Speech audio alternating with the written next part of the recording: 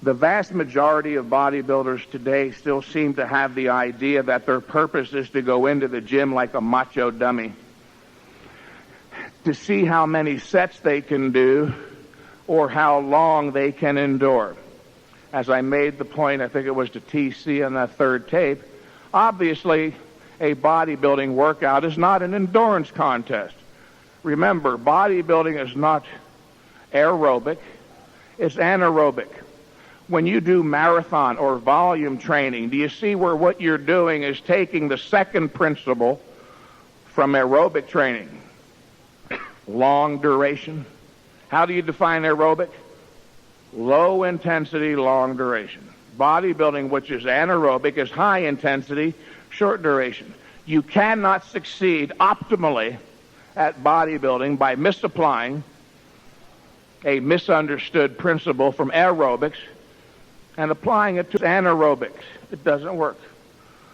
And yet that's in the vast majority of cases, that's the way bodybuilders train today, with the idea that more is better.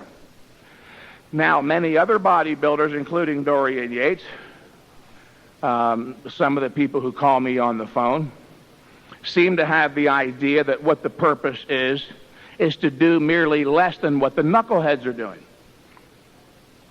Well, the point there is, since the knuckleheads ain't got the slightest clue as to what they're doing, to do merely less is kind of dumb also. It's one of those forms or variations of the idea, the blind leading the blind. What Mike Mentzer at least is saying is this: you should go into the gym like an intelligent, rational, logical human being, not to prove you're a macho dummy with the idea more is better or less is better. You should go into the gym and do only the precise amount of exercise required by nature. The precise amount required by nature. Not more is better, not less is better, but precise is best. That's a hell of a big difference. To put it in extreme form, for sake of illustration, if the knuckleheads were doing 400 sets 8 days a week and you only did 100 sets 5 days a week, that's a hell of a lot less, but it ain't good enough. Remember I said that exercise science is a part of, a branch of, it flows from, is a part of medical science, both of which are based on an understanding of the principles of human physiology. Let's go to the idea of scientific precision. If you were going to go into surgery tomorrow, you would very much want the anesthesiologist, the guy who puts you to sleep, to inject your body with only the precise amount of chemical compound required to induce a state of anesthesia. If you were being wheeled into the surgical suite and you overheard the anesthesiologist say, "Pump them up," just like in bodybuilding. Pump them up. Give Stoney more. Right? Stoney has no doubt more is better. Pump them up, said the anesthesia. Give him more. More is better. More anesthesia is better than less. Well, I'm not sure how rational Stoney is, but I'd jump off the stretcher and run out the freaking door if I heard him say that.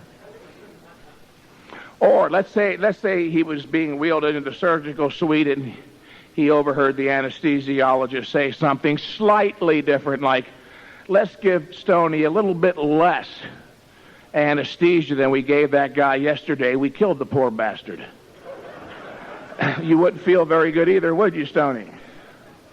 Now, here's my point. Remember, exercise science being a branch of medical science, we're still dealing with human physiology. In this particular instance where life and death is obviously the issue, it is very easy to see or grasp why scientific precision is so crucially important. However, that same principle from medical theory carries over and has direct application to bodybuilding theory, where again we're still dealing with delicate human physiology. However, in bodybuilding theory, we're not looking to inject anybody with a chemical to induce anesthesia or muscular hypertrophy. However, It does, and this is the part that excites me if you want a deeper insight into this. Ultimately, it does come down to biochemistry. Do you see where it's not inconceivable in the near future where biochemists may finally identify the precise biochemical changes that lead to muscular growth in human beings and inject you with a chemical which, unlike steroids, you wouldn't even have to train. Your muscles would hypertrophy. Now, here's the point.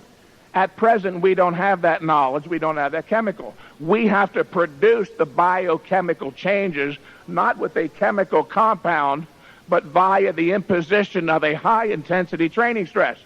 Any more than the doctor prescribes is overtraining. What is overtraining? It's like overdosing on a medicine.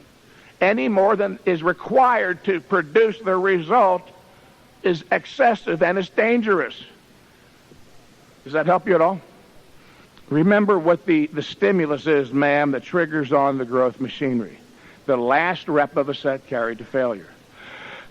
You only ever need to do one set of any exercise. Now, if you're talking about this in terms of the context of a total workout, you keep a training progress chart always. Your training progress chart is your best friend.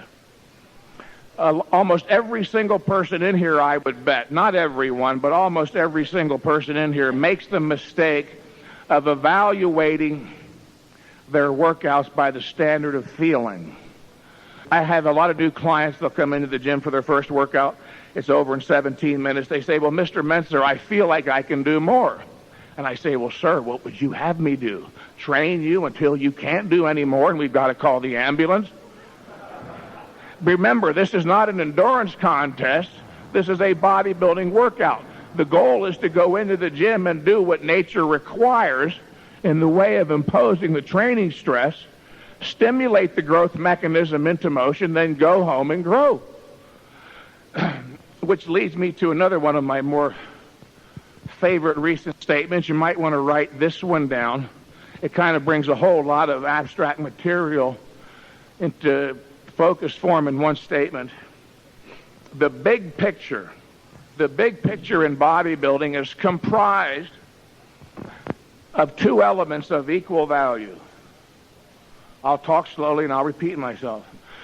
The big picture in bodybuilding is comprised of two elements of equal value, 50-50, not 60-40, not 70-30, but 50-50. The workout itself is 50%, and the rest period is 50%. And here's the reason. The workout does not produce muscular growth. It stimulates the body's own growth mechanism into motion. The body itself produces the growth during the rest period. If you don't rest enough, you don't grow enough. In fact, we all heard this, I think, somewhere along the line. When I was a kid, my mom used to say, gee, Mikey, you're training every day, all day long. You only grow when you rest. Take a break. Of course, I was a typical punk reactionary kid. She would say, turn left, I would turn right. So I said, Joe Weider said, do it this way. Who the hell's my mom? Turns out my mom was right. Joe Weider's been wrong for 50 fucking years.